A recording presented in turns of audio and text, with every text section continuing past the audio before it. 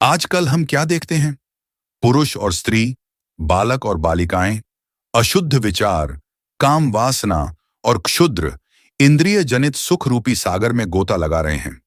यह वास्तव में अति शोचनीय दशा है। कुछ बालकों की कहानियां सुनकर आपको वास्तव में दुख होगा।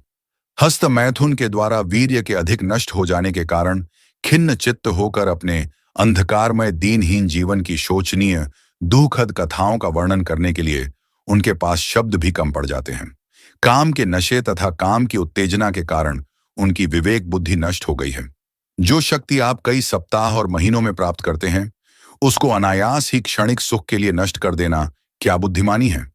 हस्त मैथुन से अत्यधिक शक्ति का नाश होता है। इससे समूचा नाड़ी मंडल प्रभावित होकर शिथिल पड़ जाता है। स्मरण शक्ति का पतन, असामयिक वृद्धावस्था, नपुंसकता, नाना प्रकार के नेत्र रोग तथा अनेक प्रकार के नाड़ी मंडल संबंधी रोग वीर्य के अधिक नष्ट होने के कारण उत्पन्न होते हैं। शौर्य और शक्ति के सहित क्षिप्र गति व स्फूर्ति से गिलहरी की भांति कूदते फांदते प्रसन्नता पूर्वक चलने के स्थान में हमारे अधिकांश नवयुवक आजकल वीर्य शक्ति की हीनता के कारण पीतमुख लड़खड़ाते हुए पैरों के साथ ही चलते दिखाई देते। क्या यह वास्तव में शोकजनक अवस्था नहीं है? अपने वीर्य को अत्यधिक नष्ट करने वाले मनुष्य छोटी छोटी बातों के लिए क्रुद्ध हो जाते हैं। उनके मन स्थिर न रहकर छोटी छोटी बातों से उद्विग्न होते रहते हैं। जो मनुष्य ब्रह्मचर्य का पालन नहीं करते, वे क्रोध, ईर्ष्या, आलस्य, भय आदि दुर्गुणों के दास बन जाते हैं। यदि आपकी इंद्रियां आपके वश में नहीं हैं, तो आप ऐसे मूर्खता के कार्य करने लगेंगे जिनको करने का साहस एक छोटा बच्चा भी नहीं करेगा। वीर्य शक्ति के नष्ट हो जाने के पश्चात जो अनिष्ट परिणाम होते हैं, उन्हें जरा ध्यानपूर्वक देखिए। ब्रह्मचर्य के अभाव में वीर्य शक्ति को इस प्रकार अकारण ही नष्ट कर देने से मनुष्य शारीरिक, मानसिक और आध्यात्मिक दुर्बलता को प्राप्त करता है। शरीर और मन उत्साह सहित कार्य नहीं कर सकते। आपको अधिक थकावट और दुर्बलता का अनुभव होगा। नष्ट शक्ति को पुनः प्राप्त करने के लिए आपको दूध, फल तथा अन्य पौष्टिक पदार्थों का सेवन करना आवश्यक प्रतीत होगा।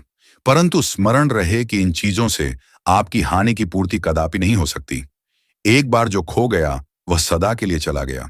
आपको अप्रसन्नता, शिथिलता, उदासीनता तथा अंधकारमय जीवन यापन करना पड़ेगा। शारीरिक और मानसिक शक्ति दिनों दिन क्षीण होती जाएगी। शारीरिक तथा आध्यात्मिक उन्नति के लिए जीवन में शुद्धता की बड़ी आवश्यकता है। लड़के तथा लड़कियां अपने शारीरिक अंगों का दुरुपयोग करते हैं, जिससे मानसिक तथा शारीरिक विकास में बाधा पहुंचती है। यही कारण है कि इस अज्ञानता के कारण आजकल बालक और बालिकाओं को अधिकतर दुख उठाना पड़ता है। जब हमारे मानवीय शरीर में प्राकृतिक रस तत्वों की कमी होगी, तो हमारे नाड़ी मंडल के शक्ति तत्वों में भी उसी अनुपात से अवश्य कमी होगी। यही कारण है कि इंद्रिय संबंधी व्याधियां उत्पन्न होती हैं। व्याधियों की संख्या बढ़ रही है। नवयुवक रक्तहीनता तथा दुर्बलता के शिकार बनते हैं। स्मरण शक्ति का पतन होता है, जिससे उन्हें अपनी पढ़ाई तक छोड़नी पड़ती है। व्याधियों का विस्तार इस प्रकार हो रहा है कि हजारों वैद्यों तथा डॉक्टरों ने अपने अपने औषधालय खोल दिए हैं। हजारों प्रकार के इंजेक्शन प्रचलित हो चुके हैं। फिर भी कष्ट दिनों दिन बढ़ता ही जा रहा है। लोगों को अपने प्रयत्नों में सफलता प्राप्त नहीं होती। इसका क्या कारण है? कारण दूर नहीं है। वह दुर्व्यसनों तथा असाधारण मैथुन के कारण वीर्य का नाश ही है। वह अशुद्ध मन और अशुद्ध शरीर के कारण ही है।